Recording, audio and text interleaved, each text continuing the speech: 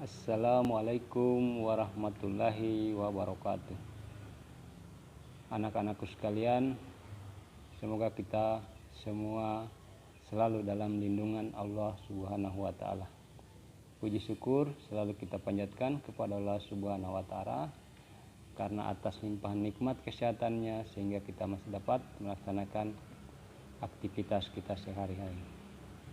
Salawat dan salam semoga selalu tercurah kepada Nabi besar kita, Nabi Muhammad SAW. Ya, anak-anakku sekalian, sebelum kita memulai pembelajaran kita, itu kita harus selalu awali dengan doa, ya, agar Allah Subhanahu wa taala selalu menambahkan kita ilmu-ilmu yang bermanfaat dan membuka pengetahuan kita. Ya, anak-anakku sekalian, hari ini kita belajar tema 8, daerah tempat tinggalku, subtema 1, lingkungan tempat tinggalku. Ya.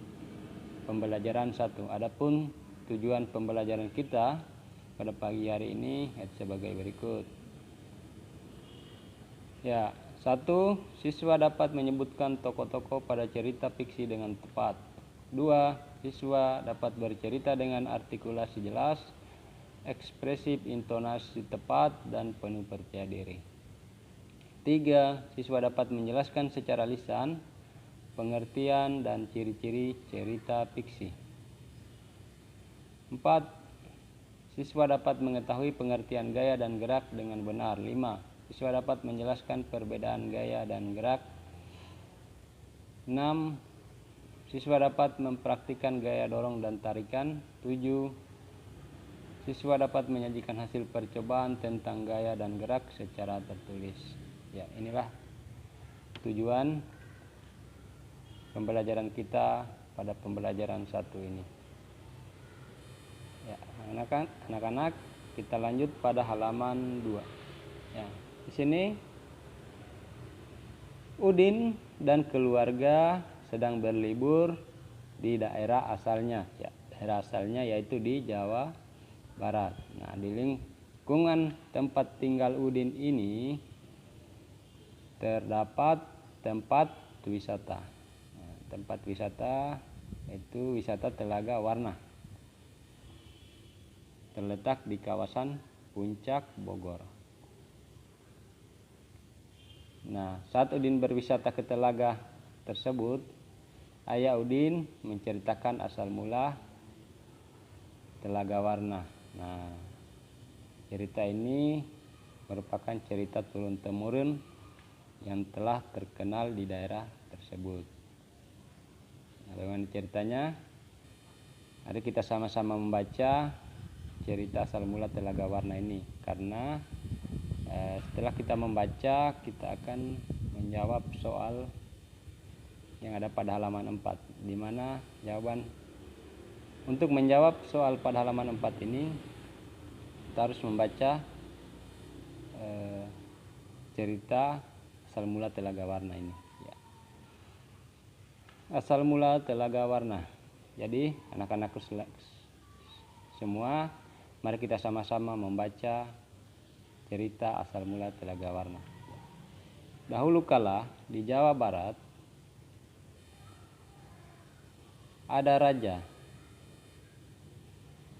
dan permaisuri yang belum dikaruniai anak, padahal mereka sudah bertahun-tahun menunggu. Akhirnya raja memutuskan untuk bertapa di hutan. Di sana raja terus berdoa kepada Yang Maha Kuasa. Raja meminta agar segera dikaruniai anak. Doa raja pun terkabul. Permaisuri melahirkan seorang bayi perempuan. Raja dan permaisuri sangat bahagia. Seluruh rakyat juga bersukacita menyambut kelahiran putri raja.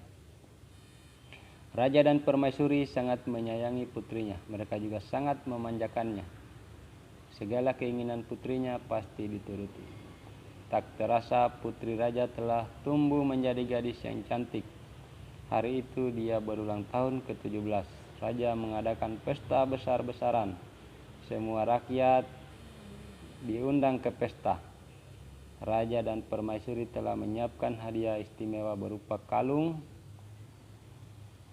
terbuat dari untayan permata warna-warni saat pesta berlangsung. Raja menyerahkan kalung itu. Kalung ini hadiah dari kami. Lihat, indah sekali bukan? Kau pasti menyukainya, kata raja. Raja bersiap mengalungkan kalung itu ke leher putrinya. Sungguh di luar dugaan. Putri menolak mengenakan kalung itu. Aku tak suka kalung ini, ayah, tolak putri dengan kasar. Raja dan permaisuri terkejut. Kemudian permaisuri berusaha membujuk putrinya dengan lembut. Permaisuri mendekat dan hendak memakaikan kalung itu ke leher putrinya. Aku tidak mau, aku tidak suka kalung itu. Kalung itu jelek, teriak putri sambil menepis tangan permaisuri. Tanpa sengaja kalung itu terjatuh. Permata-permatanya tercerai-berai di lantai. Permaisuri sangat sedih. Permaisuri terduduk dan menangis. Tangisan permaisuri menyayat hati. Seluruh rakyat yang hadir turut menangis. Mereka sedih melihat tingkah laku putri yang mereka sayangi. Tidak disangka, air mata yang tumpah di lantai berubah menjadi aliran air. Aliran air ini menghanyutkan permata-permata yang berserakan. Air tersebut mengalir keluar istana dan membentuk danau. Anehnya, air danau warna-warni seperti warna permata kalung putri. Kini danau itu dikenal dengan nama Telaga Warna. Ya, anak-anak, setelah cerita ini kita baca, maka kita lanjut ke halaman 4, yaitu menjawab pertanyaan. Jadi nomor 1, siapa tokoh-tokoh yang terdapat dalam cerita? Tokoh-tokoh yang terdapat dalam cerita tadi itu ada raja, ada permaisuri, putri, raja, dan rakyat. Ya, oke. Nomor 1 sudah jawab. Kemudian nomor 2, di mana raja melakukan pertapaan? Raja melakukan pertapaan di hutan. Kemudian nomor 3, apa hadiah yang disiapkan raja dan permaisuri untuk ulang tahun putrinya? Hadiah yang disiapkan yaitu kalung dari untaian permata yang berwarna-warni. Kemudian nomor 4, mengapa permaisuri bersedih dan menangis? Permaisuri bersedih dan menangis karena putri menolak menggunakan kalung pemberiannya. Kemudian kalung itu terjatuh. Nomor 5, bagaimana sifat putri dalam cerita tersebut? Sifat putri yaitu kurang baik. Kemudian sifatnya kasar dan manja. Oke. Nah, silakan anak-anak tulis jawabannya di buku siswa. Di buku kalian masing-masing. Nanti Pak Guru akan periksa. Ya. Oke, setelah selesai kita lanjut di halaman 5. Cerita asal mula Telaga Warna merupakan cerita fiksi. Cerita fiksi adalah cerita yang sengaja dikarang oleh pengarang ini. Silakan anak-anak baca.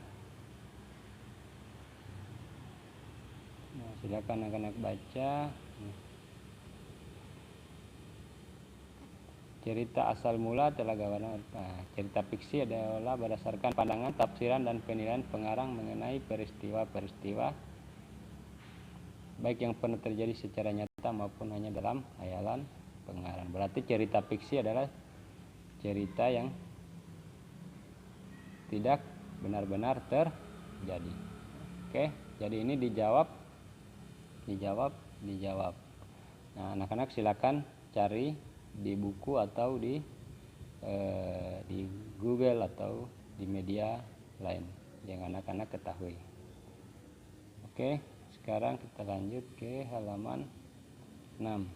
Nah, di sini kita melihat dua gambar. Gambar pertama ini, Udin sedang menarik ayunan. Kemudian gambar kedua, Udin sedang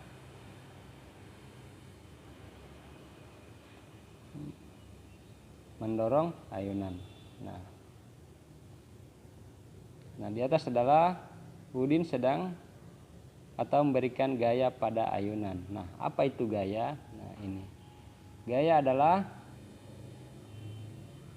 suatu kekuatan yang mengakibatkan benda yang dikenainya dapat mengalami gerak, perubahan kedudukan, atau perubahan bentuk. Atau gaya juga dapat diartikan sebagai tarikan atau dorongan yang dapat memengaruhi keadaan suatu benda. Nah, jadi dari gambar 1 dan gambar 2 berarti Udin, dari gambar 1 Udin sudah melakukan gaya tarik pada ayunan. Sedangkan gambar kedua yaitu Udin melakukan gaya dorongan pada ayunan. Ya. Kita lanjut pada halaman 7. Nah, dengan adanya gaya, maka gaya tarikan dan dorongan maka akan bergerak atau berakibat atau akibatnya ayunan itu bergerak. Nah, apa yang dimaksud dengan gerak? Nah, gerak adalah ini. Gerak adalah perpindahan kedudukan suatu benda terhadap benda lainnya, baik perpindahan kedudukan yang mendekati maupun menjauhi suatu benda atau tempat asal akibat benda dikenai gaya. Contoh seperti tadi, saat gaya Udin menarik ayunan, maka ayunan bergerak mendekati Udin. Nah, begitu juga gambar kedua tadi, Udin melakukan gaya dorongan pada ayunan, maka ayunan tersebut bergerak menjauh dari Udin. Nah, anak-anak bisa mempraktikkan di rumah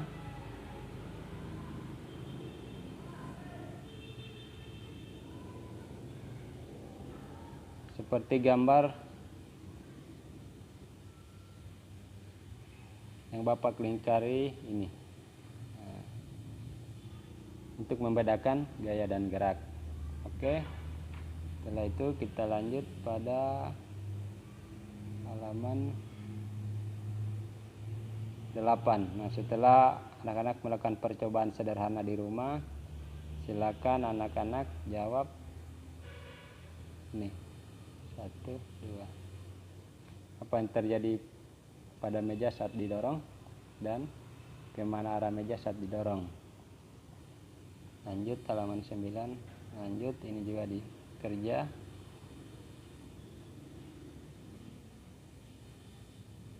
Ini, kemudian ini.